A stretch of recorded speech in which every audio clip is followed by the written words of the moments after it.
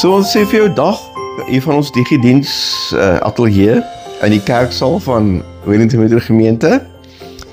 En soos jy kan sien, is ek vanoggend lekker informeel aangetrek, want ek dink, soos jy aan vakansie.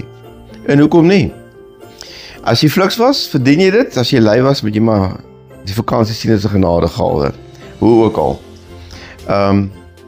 Ek wil net in die begin gou 'n paar goed sê, administratief, en dit is dat, onthou tog, Sondag die 14de Desember, is daar nie eredienste in hierdie dorp in aparte kerkgeboue nie. Ons gaan soort van half die hemel vooruitloop op die Geniete Hoërskool se rugbystadion en een groot massiewe ekumeniese diens hê. 9uur, almal is welkom. En dan tussen 10 en 11 gaan jy lekker kan saam kuier met mense vanuit ander gemeentes. Daar gaan wel 'n diens wees in Silverkruin Ouerhuis om 10uur. Dan gaan ons dit voortsit Dinsdag die 16de om 9uur die oggend in Wellington Moedergemeente se kerkgebou, wat ons nou mooi in lyn met die ekumene 'n versoeningsdag diens hou. Wat beteken met ons as gemeentes ook met mekaar versoen word. Dit is tragies dat dit so is, maar dit is so. So ons nooi dan soontoe. Hierdie digidiens gaan lewendig aangebied word op die 21 Desember in Wellington Moedergemeente. En dan herinner jou daaraan dat die 25 Desember is Letty aan diens by Moedergemeente se Kersoggenddiens. En julle is almal welkom ook daar. Hou maar die almanak dop vir die tye ensovoorts. Ons is nou op pad na daardie dag toe en ons doen 'n reeks oor Advent en wysheid.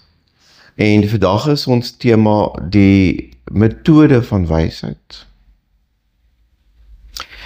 Nou, ons het vorige week gekyk na Jesus wat 'n baie diep wysheid na ons toe gebring het.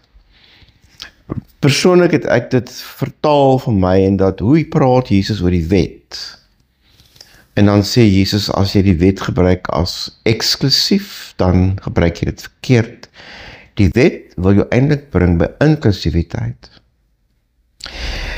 Daarom sê Jesus ook, jou vyand moet jy lief hê, en jou naaste is dalk die Samaritaan van wie jy nie hou nie.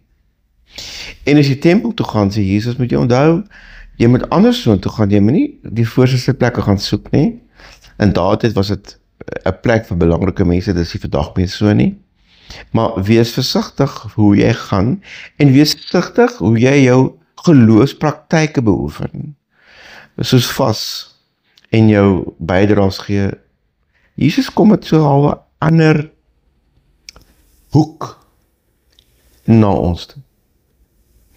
Maar hy is nie net verfrissend in wat hy sê nie, hy is ook verfrissend in hoe hy dit sê. Baie interessant, in die Markus Evangelie lees ons gereeld dat die mense was verbaas oor Jesus se lering, maar hulle was ook nie net verbaas oor sy lering nie, hulle was ook verbaas oor die gesag waarmee hy geleer het, want Jesus het na inhoud uitgeblink, maar ook na styl. Dit was blykbaar lekker om na hom te luister, want hy het stories vertel. Hy het mense sommer net daar en dan met mekaar gemaak, en Jesus het sy eie PowerPoint gehad, wat God vir hom gemaak het. Voeltjies, blommetjies, blande, dit was als PowerPoints. Ons is so stupid, ons sit in geboue en dan maak ons PowerPoints. Jesus het gesê, man, dis jou probleem, gaan sit net buite in die natuur, dan kyk jy PowerPoint, dan sien jy dit, dis God se, hy het dit self gemaak, ons moet dit naboots in geboue. En so het Jesus demonstratief vir ons, op 'n baie verstaanbare manier, diep wyshede kom leer. Nou aan die een kant het Jesus natuurlik ook vir ons geleer om stil te wees, en een kant te gaan, so wat hy self ook gemaak het, en dis wat ons doen, en dis reg wat ons te doen, dat ons plekke toe gaan waar ons stil raak, waar ons afsluit, waar ons selfs ons oë toe maak, en probeer fokus op dit wat ons nie kan sien nie. En dan, as dit goed loop vir ons, dan kom daar spontane gebede uit ons gedagtes uit, soos die Onse Vader partykeer, ander keer iets soos die gebed van Getsemane, nie u wil nie, maar, nie my wil nie, maar u wil, of die gebed van Jesus, nee, Jesus, Here, wees my genadig, Jesus, Lord, have mercy on me. Dit gebeur spontaan in sekere oomblikke van stilte. Maar wat Jesus ons baie duidelik ook leer is dat ons met ons oë ook by tye oopmaak, soos buitentoe gaan en ons oë oopmaak en onsself oopmaak vir wat rondom ons gebeur. Ons oë, ons ore, ons reuke, ons tassintuie, ons gevoel. En dan nooi Jesus ons in Lukas 15 wat 'n meesterhoofstuk is in Jesus se preekkatalogus, wanneer hy die 3 stories vertel van die skaap, die muntstuk en die seun, die tweede seun, die verdwaalde seun. En dan sê Jesus, ons moet inkom en saam met hom kom kyk na 'n man wat in die veld sy skape tel, en hy tel 96, 97, 98, 99. Oeps, een is weg. Hy nooi ons na 'n vrou se huis toe. Sy haal haar beursie uit haar kas uit, sy tel 6, 7, 8, 9. Oeps, is een weg. En hy nooi ons na 'n man se huis op 'n plaas. En daar's 'n kamer en 'n bed wat leeg is. En hy nooi ons in daai omgewings in om ons in te leef in die hart van die herder, maar ook in die lewe van die skaap. In die hart van die huisvrou wat haar muntstuk in haar huis verloor en dan die huis skoonmaak om dit te soek. En in die hart van die muntstuk self. En hy nooi ons in die plaashuis van die boer, in die boer se hart in, die pa se hart, maar ook in die hart van die verdwaalde seun, wat iewers op 'n slegte plek sit. En hy sê vir ons, kyk, luister, voel, ervaar, dink. En as jy dit doen, dan help Jesus jou en die Gees help jou om te sê, so is God, so is die herder, so is die vrou in die huis, so is die pa op die plaas, net so.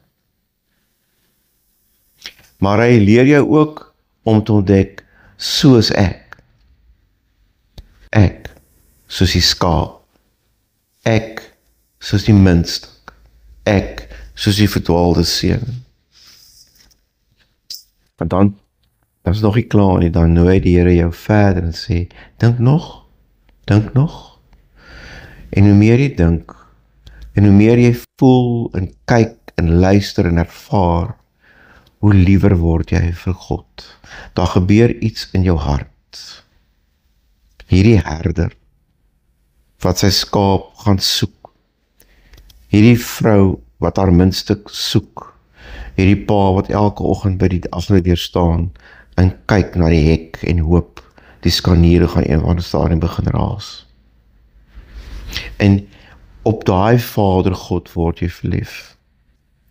En dan raak jy, as jy nou verder gaan, verskriklik dankbaar, dat jy gesoek en gevind is. Dan raak jy die skaap wat blaar as hy die Here se stem hoor. Jy word hierdie munt wat in die ronde gedraai word, bekyk word. Jy word hierdie seun wat aansit by die feesmaal. En as jy nog verder kyk, dan kry jy hoop vir mense wat jy ken, wat nog nie gevind is nie, en nog nie thuis gekom het nie, wat nog verdwaald en vermis is. En skielik gebeur dan net iets binne in jou. So Jesus ons geleer het. Maar nou die probleem is, baie van ons wil dink, dit is nou verby. Ek moet nou al daai ou stories wat ek al so dikwels gehoor het. En wat vir my beteken moeilik is om weer nie na te kyk, want ek het al soveel preke gehoor oor hierdie verdwaalde seun en hierdie verlore skaap en hierdie vermiste muntstuk, dat dit maak my nie eintlik meer vreeslik opgewonde nie. Ek ken dit al. Ek kan dit al vooruitloop. Daar's soveel boeke daaroor geskryf, daar's soveel YouTube video's daaroor gemaak. Maar ek het vir jou goeie nuus om te sê, ek glo nie, maar dis dalk is ek verkeerd, jy weet mos jy mag van my verskil, né? Maar ek glo daar gebeur nog steeds Jesus stories in ons lewens. Dis net nie dat Jesus 'n harde stem gebruik het. Hy praat nou deur die lewe wat om ons gebeur. Van die plekke waar ek die beste hoor, is by begrafnisse, of net voor begrafnisse wat ek moet hou, wanneer ek met familielede gesprekke voer oor mense wat oorlede is, en ek nou probeer uitvind wat se teks ek nou kan gebruik, en wat kan ek nou getuig oor. So onlangs is Tannie Elma Bester oorlede hier in ons ouete huis. Nou sit ek by haar kinders en praat met hulle en hulle gee vir my briefies oor haar. En in almal van hulle se briefies sê hulle, ons ma en ons ouma het oral waar sy gekom het onkruid uitgetrek. Ons sien haar bukkend besig om sy was onkruid uit te trek, sy het die wêreld skoon gemaak. En toe ek dit hoor, toe gaan ek natuurlik onmiddellik na die gelykenis van die boer en die onkruid en die koring. En toe word dit vir my lewendig. En toe kon ek vir haar kinders die oggend vertel dat volgens Jesus is die onkruid mense. En dat hierdie ouma vanoggend by haar begrafnisdiens vir hulle preek en vir hulle sê, my kinders, hou julle gras skoon, dit is julle lewe. Wees versigtig wie julle toelaat op julle grasperk, dit is julle lewe. Gaan kyk hoe lyk 'n grasperk wat oorgroei is van onkruid, moenie dat julle lewe so lyk nie. Dit is my so lekker met wat dit te sê, want ek tog, wie kan dit nou vir hulle beter preek as hulle ouma? In my eie lewe daar baie sulke goed al gebeur. Ek onthou so 'n rukkie terug, wat ek in so 'n bietjie van 'n snaakse plek in my lewe was, het ons as kollegas span by die Andrew Murray Center vir Spiritualiteit by mekaar gekom saam met Elna Beton, en toe het Elna ons uitgestuur en gesê ons moet in die tuin gaan wandel. Daar is mos 'n groot tuin en dan moet ons nou voel en kyk en ruik en pluk ietsie en maak net jou sintuie oop. En ek gaan sit toe nou stoksiel alleen daar op 'n bankie in die middel van die groot tuin, en toe ek opkyk, toe sien ek hierdie palmboom met hierdie kaal stam en bo hierdie klein kwassieblare. En dis asof ek vir die eerste keer myself sien, hierdie half eensame figuur soms. Ek is daar ver met my kop bo in die wolke, welige bosblare my onder teen die stam. Is daar net so 'n klein rankplantjie wat opgroei. En toe verstaan ek my eie alleenheid. En dit was of die Here op daai middag die palmboom gebruik as 'n priester in my lewe, 'n pastorale priester, wat vir my kom sê, dit is oukei so, maak vrede daarmee, hou op om daarteen te beklei, dit is hoe dit is. Op 'n ander dag sit ek in Heidelberg, dit is 'n Saterdag, Heidelberg, Kaap. Ek kuier by Janie en Saretta Otto, en ek moet 'n troue die middag hou, en ek sit by 'n tafeltjie in die kamer waar ek nou oorgeslaap het die aand, en ek kyk deur die oop venster, en buite vee oom Willie van 'n Poel, met 'n besem, ou oom, hy was al 'n bietjie demensie gehad, vee hy blare by mekaar. Sy dogter Saretta is 'n verskriklike lewendige, briljante onderwyseres, vol kreatiwiteit en vol lewe.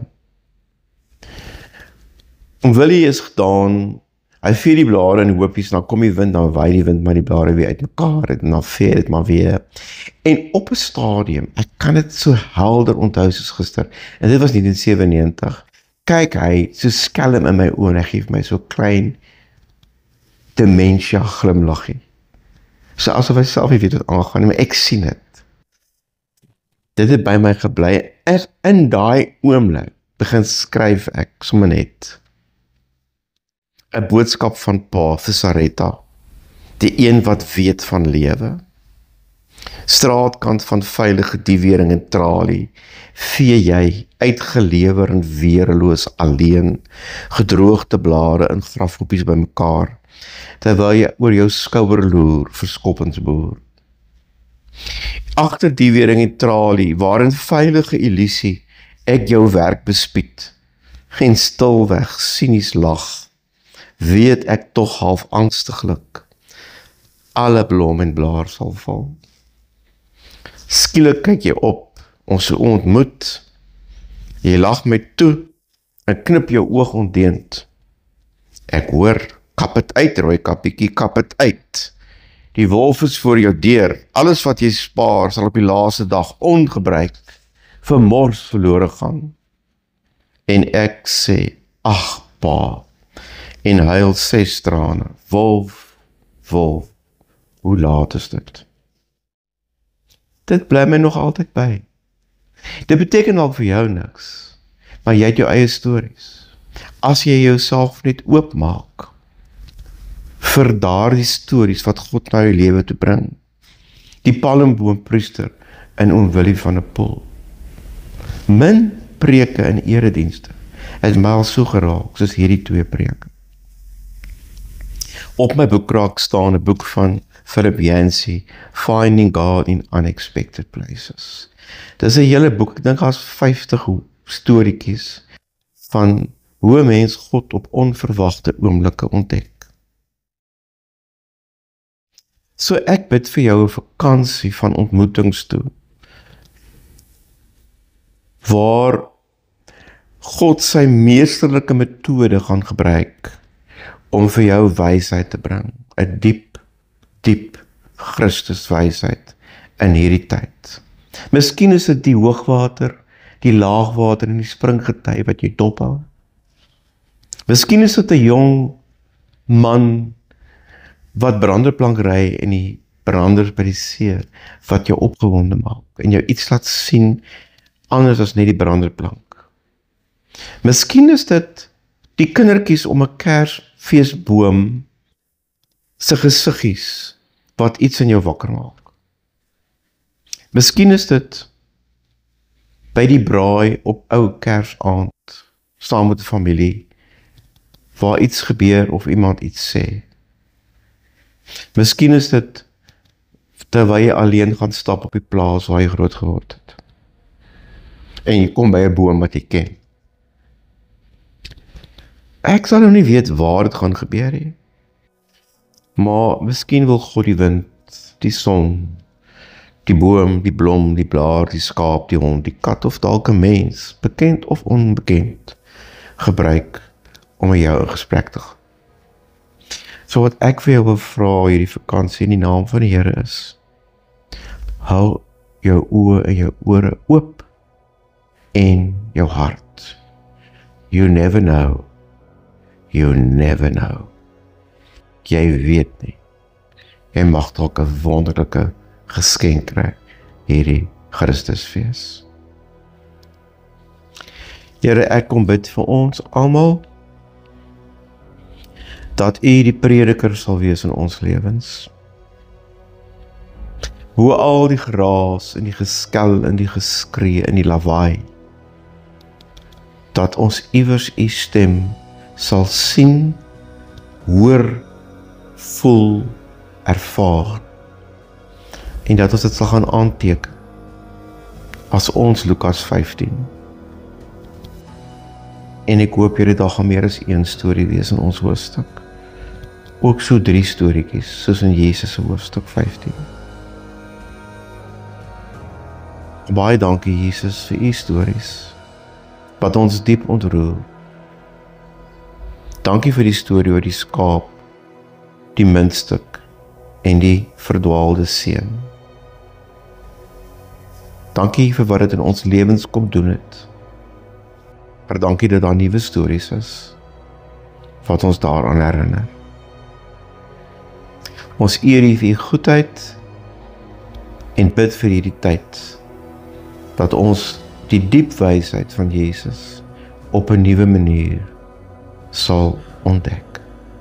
Ons bid dit blywend bidend in Jesus se naam. Julle moet mooi loop, tot ons mekaar weer sien. Baie dankie vir jou tyd en dat jy deelneem.